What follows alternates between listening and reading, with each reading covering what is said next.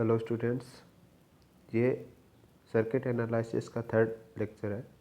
2 lecture पहले से upload कर दिए गए हैं। ये थर्ड लेक्चर है। इसमें हम नोडल एनालिसिस के बारे में डिस्कस करेंगे।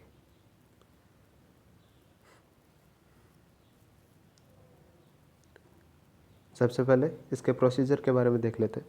फर्स्ट, जैसे भी कोई आपके पास सर्किट दिया हुआ हो तो उसमें सबसे पहले हम नोड को कंसिडर करेंगे जहाँ पे 3 या 3 से ज़्यादा ब्रांचेज आके मीट हो रही हो। सेकंड, हम हर ब्रांच, जितनी भी ब्रांचेज नोड से जा रही है जो कनेक्टेड है नोड से, उसमें एक करंट एज्यूम कर लेंगे किसी भी डायरेक्शन में। मोस्टली हम डायरेक्शन नोड के अपोजिट डायरेक्शन में रखते हैं। ठीक है, जैसे ठीक है, एग्जांपल में बाद में बता दूंगा। Third, we define node voltage. जितने भी हमने नोड वोल्टेज डिफाइन किए उन पर एक वोल्टेज डिफाइन कर देंगे, जैसे V1, V2 and V3। And जिस नोड पे हम इक्वेशन लिख रहे हैं एट ए टाइम, उस नोड को हाई पोटेंशियल कंसिडर करेंगे। एंड फोर्थ पॉइंट, हम हर एवरी नोड के ऊपर KCL अप्लाई करेंगे एंड KCL इक्वेशन निकालेंगे, जिससे हमें V1, V2, V3 की वैल्यू फाइंड आउट हो जाएगी जो भी हमारा नोड है उस पर। अब देखो, फर्स्ट पॉइंट इसमें देखेंगे तो हमें देखना है कि कहाँ कहाँ पे ब्रांचेज आके मीट हो रही है। फर्स्ट पॉइंट यहाँ पे मीट हो रही है, इस जगह मीट हो रही है, यहाँ पे एंड यहाँ पे। अब ये दो पॉइंट है, इन पे क्या है, ओनली 2 ब्रांचेज आके मीट हो रही है, एक तो ये वाली, एक ये वाली। सिमिलर यहाँ पे देन 2 वाले नोड को कंसिडर नहीं करेंगे तो ये दोनों हो गए कैंसल। इनको देखो, यहाँ पे एक ब्रांच, 2 एंड 3 ब्रांचेज है, तो एक नोड ये हो गया, इसमें भी 3 ब्रांचेज है, देन एक नोड ये हो गया। 3 से ज़्यादा ब्रांचेज वाला नोड यहाँ पे है नहीं, देन ये 2 नोड हो गए, फर्स्ट एंड सेकंड। अब हम इन पे करंट एज्यूम करेंगे। देन मैंने बताया कि नोड के अपोजिट डायरेक्शन में। देन यहाँ पे ये नोड है, ये वाला, इसके अपोजिट में I1 मान लिया, इधर I2 एंड इधर I3। सिमिलर इधर I4, I5 एंड I6। दोनों साइड करंट मानने के बाद में हम यहाँ पे एक पोटेंशियल मान लेंगे। फर्स्ट पे है V1, सेकंड पे है V2। ठीक है, अब नोडल ये बताता है कि जितनी भी नोड पे करंट आ रही है वो उनका एल्जेब्रिक सम क्या होगा, इक्वल टू 0 होगा। देन फर्स्ट नोड पे क्या होगा, फर्स्ट नोड पे होगा I1 plus I2 plus I3 equal to 0, क्योंकि 3 ही करंट है इस पर। देन तीनों के इक्वल 0। अब I1 की वैल्यू कैसे निकालेंगे, यहाँ पे जो I1 है ये, इसकी वैल्यू निकालने के लिए हम voltage I equal to V by R, I equal to V by R, यहाँ पे V क्या होता है, वोल्टेज डिफरेंस। देन ये हो गया यहाँ पे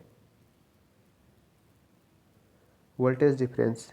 देन इस रेजिस्टेंस के दोनों को किनारों पे कितना है, यहाँ पे तो V1 है एंड यहाँ पे प्लस का 6V हो गया। ठीक है, देन इसमें से वोल्टेज कितना होगा जो पैरेलल में है, तो वो हो गया V माइनस 6/3। ठीक है, इक्वल टू I। आ गया समझ में, V1 माइनस V2 बाई, जैसे तुम्हारे पास एक रेजिस्टेंस है,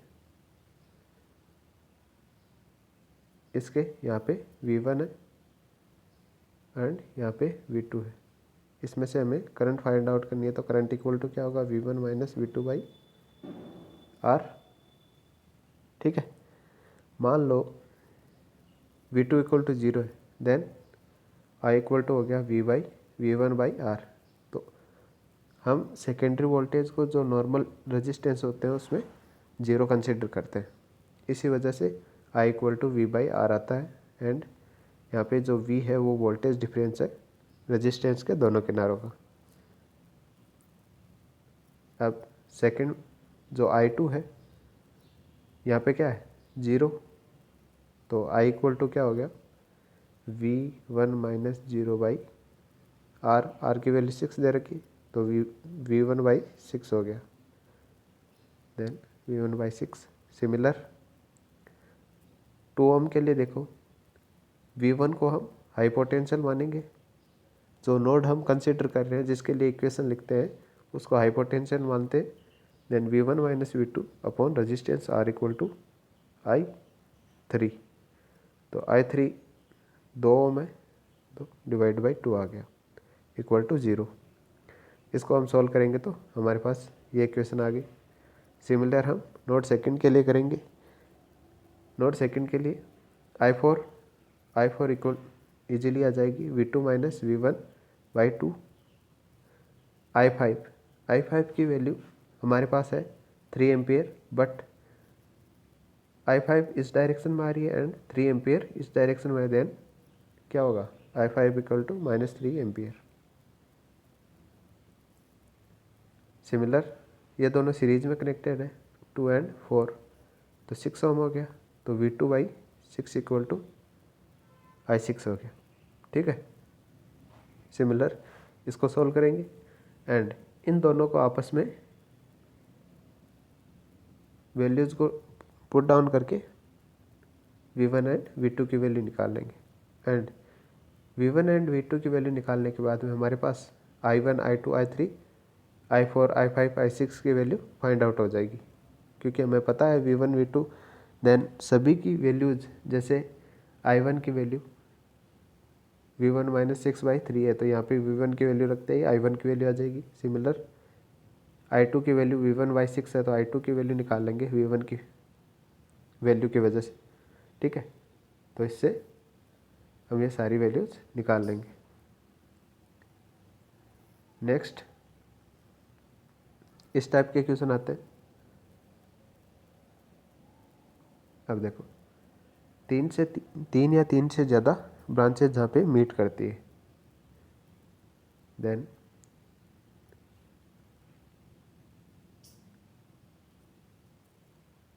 इस क्वेश्चन में हम 2 मेथड लगाएंगे अलग अलग टाइप से।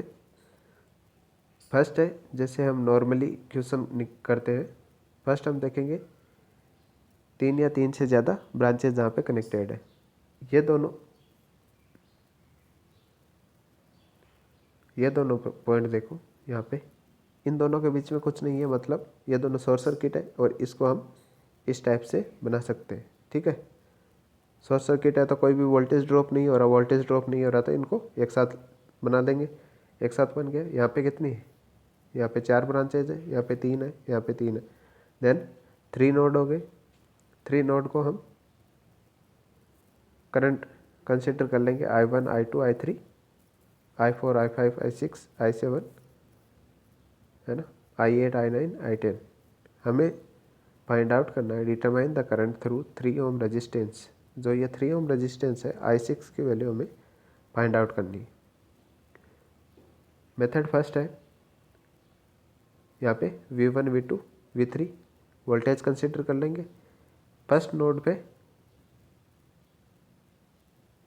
नोडल अप्लाई करेंगे, देन फर्स्ट हो गया V2/2 I2 plus I3 equal to क्या हुआ V1 minus V2/1, and I1 की डायरेक्शन ये है एंड 2 एम्पियर ये है, तो -2 इक्वल टू 0।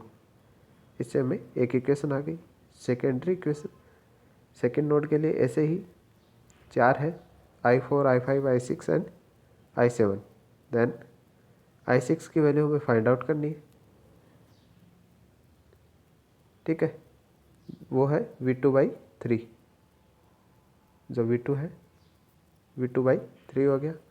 एंड यहाँ पे I4 की वैल्यू हो गई V2 minus V1/1, and I7 की V2 माइनस V3/1।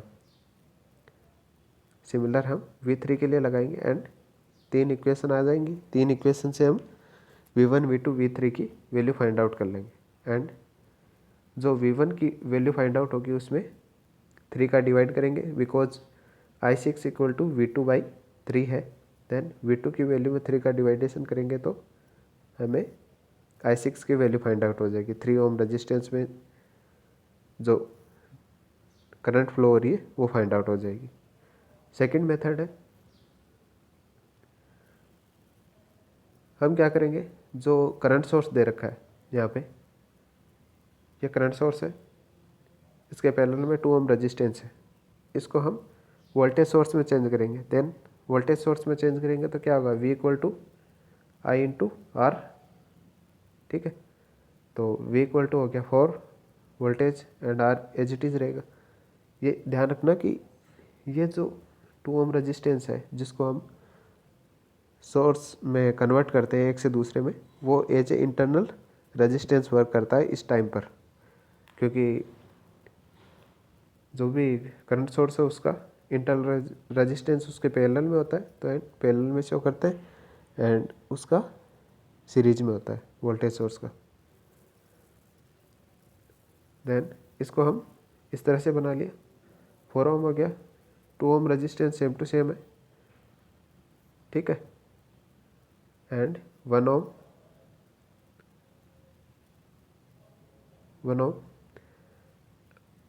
जो 1 एम्पियर करंट सोर्स है उसको एज इट इज़ रहने देंगे, क्योंकि हमें यह आई की वैल्यू फाइंड आउट करनी है। सिमिलर यहाँ पे जो secondary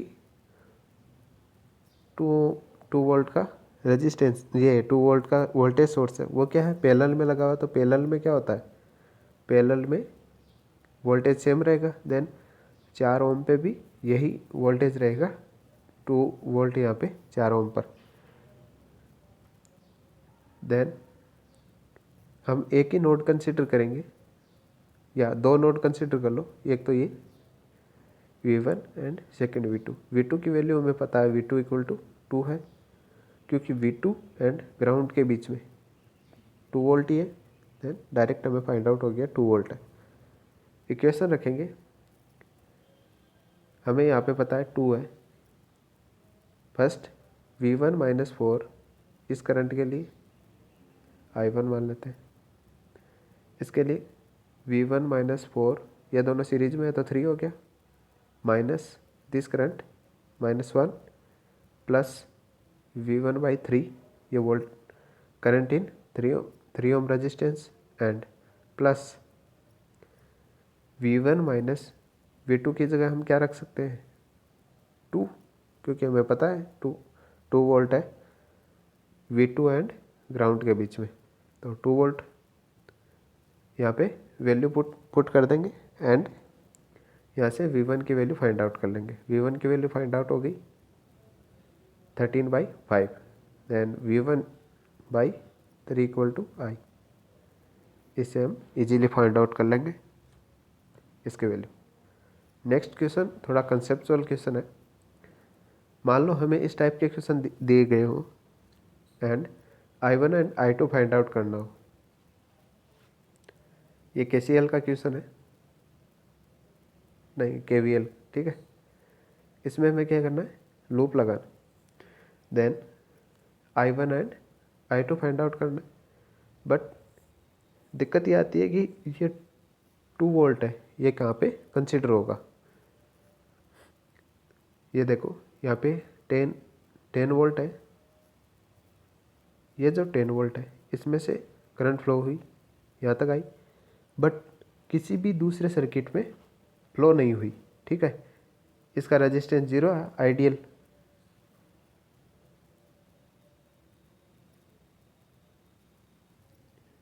then it is behave like a short circuit, ये तो शॉर्ट सर्किट की तरह बिहेव करेगा, ठीक है। I2 and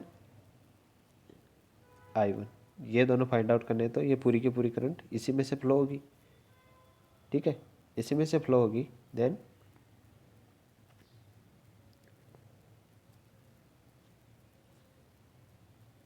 wait a minute, then this current is only flow in I1 इस डायरेक्शन एंड सिमिलर I2 इसमें। एंड मान लो यहाँ पे करंट सोर्स होता, यहाँ पे करंट सोर्स होता, तो उसका इंटरनल रेजिस्टेंस इनफाइनाइट होता, ओपन सर्किट हो गया, फिर तो कोई दिक्कत ही नहीं है। फिर डायरेक्ट ये करंट इसकी हो गई, ये करंट इसकी हो गई। ठीक है, अगर कोई डाउट हो तो टेलीग्राम ग्रुप पे पूछ लेना या व्हाट्सएप पे पर्सनल मैसेज करके पूछ लेना। ठीक है, थैंक्स।